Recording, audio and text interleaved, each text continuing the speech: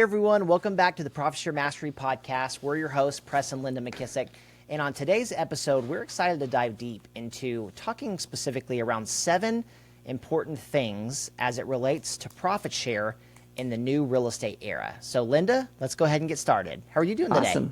I'm doing fantastic. Super excited. I'm going to be headed your direction Monday to have a great week with new opportunities we're providing for teams. So looking forward to that. I know. I love it. We're going to have a good, productive week, and I'm looking forward to our conversation today. You know, as we've had a conversation quite a few times now talking about just the new real estate era. It's the conversation that everyone's talking about. We had a meeting last week with a lot of the leadership inside of Keller Williams, and one of the things that stood out to me was we had Steve Murray come. And he talked specifically around the changes that are going on in our industry, how it's impacting real estate agents and brokerages from all across the industry. What was interesting is something he said that hadn't struck me before. We've experienced change in our industry many, many times. Mm-hmm. The difference is that change wasn't permanent. Mm-hmm. And we're moving into an era where we've got some permanent change that's looking to happen at the end of this summer. And that is causing a lot of stress, conflict, chaos, if you will, right? Mm-hmm. AKA, we're just experiencing change in a way we haven't in a long time, if not ever. So let's kind of talk about that today. Give me your first take on the new real estate era we're all moving into.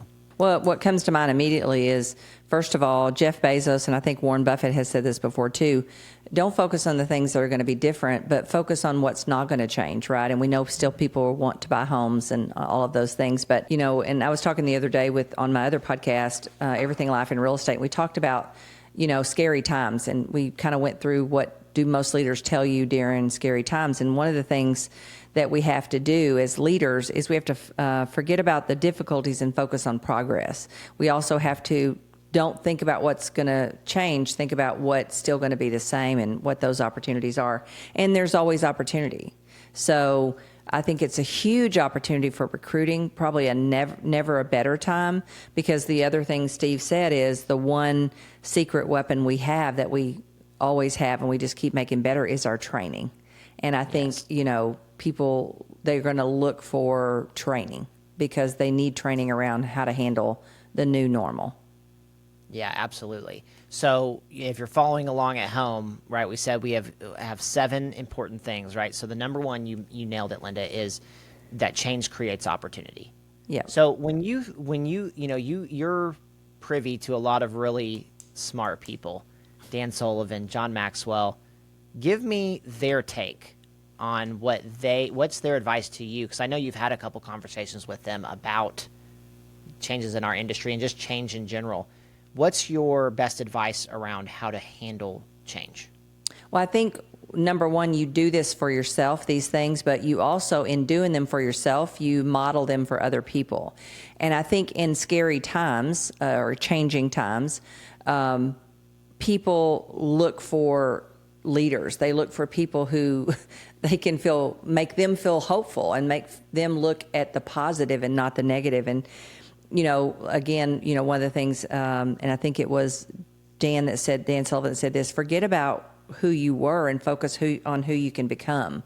Mm-hmm. And so as you do this yourself, it's a great opportunity to help other people. You know, when you're having a conversation with a potential recruit, the last thing you want to do is go on and on and on about what's different and how it's changing and all those things, but help them see and focus on the future. And, you know, what I'm excited about is these new tools that we have at KW. What I'm excited about is the opportunity we're going to have in a very complex, you know, subject of real estate to help people navigate these new opportunities and new changes. And I think when one door closes and others always open. So I think there's going to be opportunities that none of us can see right now because the change hasn't happened. But when it does, it's going to force us to look outside the box and create more and different opportunities that may wind up being a lot better for us in the long run. And we're going to definitely get really good at sharing our value. Yeah, I love that. Let's talk about number 2. Number 2 is the importance of relationships.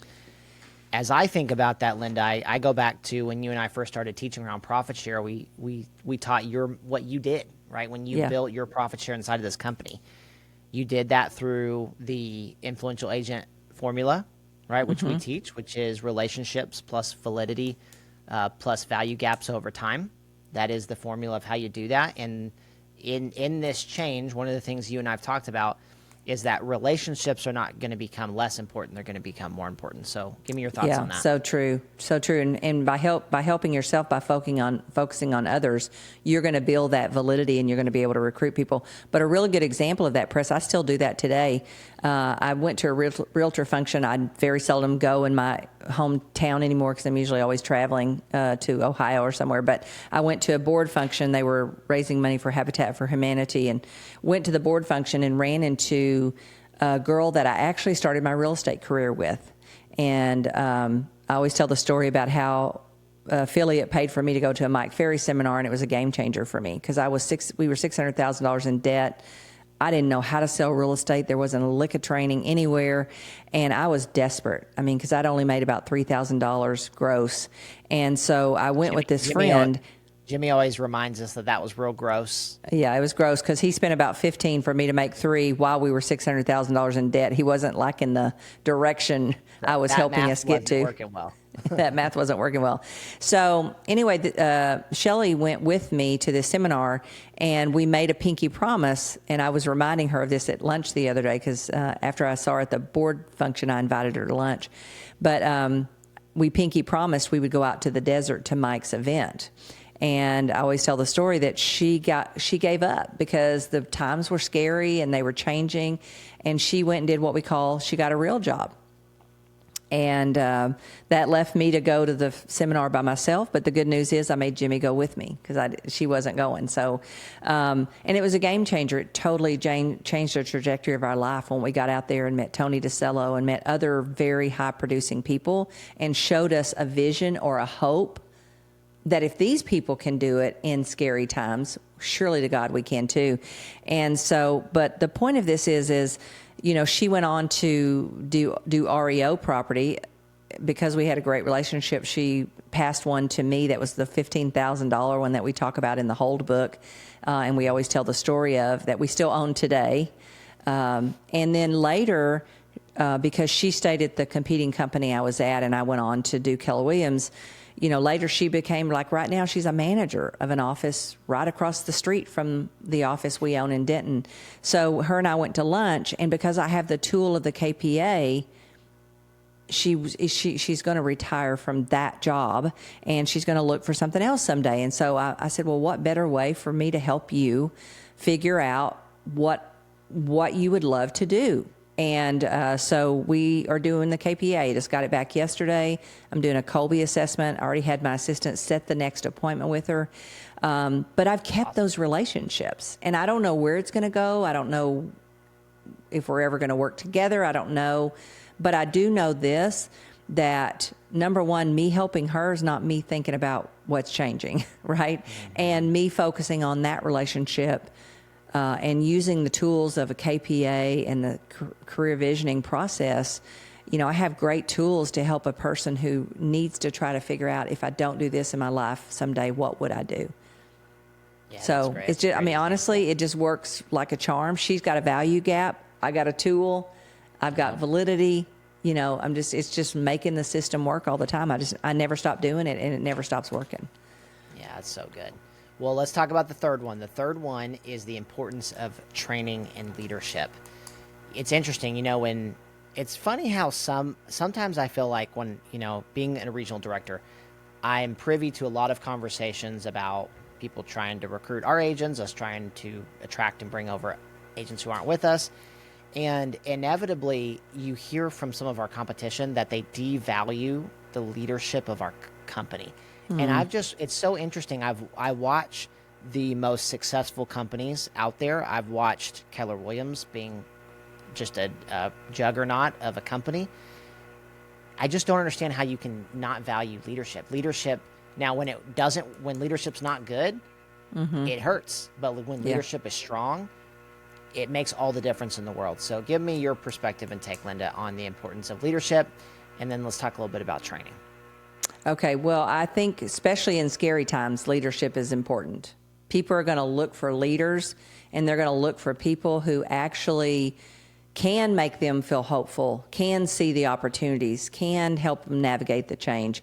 So there may be times when people don't feel like leadership is as important, but I think it always comes back to people will look for leadership when they don't know what else to do, or they need help in making the change. And change is scary, but the good news about change is when it happens, it makes other change easier. So you want to take advantage of an opportunity that is changing, because it's easier to go ahead and change something else. So if the whole market's going to change, I might as well change what brokerage I'm with. So it really creates a big opportunity. Yeah, well, I think about, as it relates to leadership, Bob Kalinske in our meeting last week said, a manager lights a fire underneath someone, and a leader lights a fire inside of someone. I loved that. And that was beautiful. It makes all the difference in the right time, right? Whether people do what they need to do in order to get what they want to get, right? As Gary teaches us. All right, let's talk about number 4, which is leaning into relationships with new agents. You know, when I think about this, Linda, a new agent coming in is not going to know the difference between how things used to be or how things are going to be in a couple months. And they're just going to adapt, and they're going to work. And there will be people who have great careers after all this change, and there'll be some who choose not to. But the new agents are not going to know anything different. So talk a little bit about your thoughts on new agents coming into the industry, and how do you think they're going to fare in the new environment? Yeah. Well, I just told you the story. I got in and it was 18% interest rates headed to 21. You had to talk sellers into paying 10 points. And houses didn't sell for a year to 2 years. So you had to keep sellers happy for that period of time. And Shelley had been in longer. So what Shelley did is she bailed and went and got a real job. And what I did was I figured out, what do you do in real estate? How do you work real estate? So it'll be exactly like that now. New agents don't know what it was, and they don't care what it was. They just want to know, how do I do what I need to do now so that I make money? A good example of this is using K-Score. I recruited a girl from my stretch lab recently, and she said some consumers started saying to her, well, aren't you afraid? What about this new change or whatever? She goes, I don't know what it is, and I don't care. So it's just irrelevant to her because she didn't know how it was. Yeah, that's really good. Oh gosh, there's something I was going to, I wanted to say, for perspective, what's the most listings you ever carried at one time? 100 listings. Can you imagine 100 listings. that? An 100 agent listings, today yeah. with 100 active listings. I mean, there's a few in the country who sell a whole lot of homes, but vast majority active listings, that's crazy. Well, here's the thing, but I usually go against what everybody else is doing. And I learned that a long time ago. I don't even know who taught it to me. But you hear Warren Buffett, you hear a lot of really smart people say it, when everybody else is selling, you should be buying. Well, and when the listings are tough, and some of the instructors were telling everybody, hey, talk to them on the phone. If they can't afford to sell, don't go. Well, that didn't match who I was.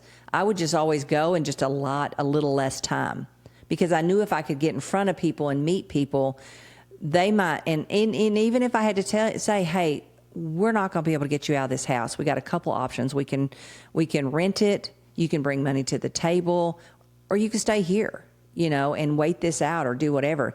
And those people appreciated so much that I was willing to be there with whatever the solution needed to be, that later they just began to list and list and list and list. And when it's hard to sell listings, you're going to have plenty of them if you work it. And I just always work the listings. I'm always about freedom and leverage. And when I figured out that listings were more leverage than buyers, I just focused on listings. Yeah. Yeah, it's really good. You have to get really good at your conversations, though, because you have to have them every week with people. And every week they want to figure out a reason that it's your fault their house isn't selling. And you got to figure out how to have this conversation with them, explain the market, and explain how to get, the market's speaking to us, so we need to lower the price or whatever. And you just figure it out. It was the market we were in, and I just learned how to work it, just like the new agents of today will do. Yeah, that's really good. And I think you, not to get too far off, talking down this side, it's so interesting to me because we're moving into a new market, and a lot of people who are listening to us either work with real estate agents or are real estate agents. So I think it's still relevant as it relates to profit share, but a lot of that has to do with positioning. It's how you positioned yourself. If you position yourself like you're the one giving them the price, you're in trouble. But if you position it like it's the market and you're helping them navigate the market, then you're on the same side of the fence as they are, and you're helping try to get them to the best outcome. And it's not your fault if the house is not selling. Where I think a lot of people go wrong is they make it. It's Well, like, it oh, is this your the fault price if you I don't gave try to get them to reduce the price and get to a price where people That's a feel like good it's point. Yeah, it is That your is a fault. good point. Yeah. And matter of fact, there's so much opportunity when the market, and you know, it may never go back there. We may always have a shortage, but I am noticing, and we just, I was talking to Brad the other day, we were at a closing together, and he said that it's really funny. The really good houses are flying off the market still with multiple offers. And then you got houses that if they're not like perfect, the buyers are being very unrealistic and walking from the house. So that's a whole new skill and technique. But here's the beautiful thing. Whatever the market is if you learn how to work it, that's a great tool to offer to help somebody else with so that you help them with their value gap and build that relationship. And that's the beginning of how you bring them over to Keller Williams. Yeah, love that. All right, number 5, get in relationship with productive agents, right? We talked about new, now let's talk about producers. When I love Gary says change is inevitable, participation is optional, Yeah. right? When stuff happens, when change happens, it causes the foundation to shake a little bit, and it causes agents to look around and reevaluate if they're getting what they need in order to navigate the new reality, or if they need to make a change. And so there's never a better time than when change is occurring in our industry to have those relationships and be investing in those. Yeah, and you could just do care calls right now. You could just say, hey, press, this is Linda. You and I did a deal, 6 months ago, whatever. I'm just I love this industry, and I love what we do and what we stand for, and I know that there's a lot going on and a lot of probably changes coming down the pipeline. I'm just wondering, how are you doing with it all? And you know what? Let them talk. They're going to tell you where they are. Well, honestly, I'm a little nervous because my broker's not spoke a bit about what we're supposed to be doing. Now you got a value gap. You know how you can drop something into it. Or they may just feel better talking to somebody else about it. So I wouldn't hesitate to do care calls and not expect a thing from it. But I'm going to learn a lot from making those care calls to people. And one of the things that it was either John or Dan said, I think it was John, be easy on the predictions, but high on the hope. You know what I mean? So don't even let them stay in that spot of, it's going to, the sky's falling in. It's going to be terrible. No. Look, here's some opportunity that we're probably going to see, at least have some hope to point them towards. Yeah, that's really good. All right, so let's move to number 6, consolidation of big brokerages. We're going to see indies and a lot of big mega team agent movement. So after hearing Steve Murray last week, what are your thoughts on that? Yeah, I love it. Well, one of the things he said is he's never been busier. He actually had to come out of retirement. And Steve, for those of you who don't know, Steve Murray is the guy that independents call when they want to make a change, either with their brokerage, merge it, sell it, do whatever. And so he's had to come out of retirement because he's gotten so many calls. And this is what I'm talking about with change. So who do you know that's an independent that you can have a relationship with? Start those relationships right now. He said probably the third, fourth quarter is when it's going to really get to people. And independence. And so he said, start those relationships now. And that's what I would say is, hey, do a care call to independents because, they're making, I think he said, 18 to 20 a month he's getting calls from. Yeah, he said, but independents between 25 and 150 agents are struggling to make money in this market.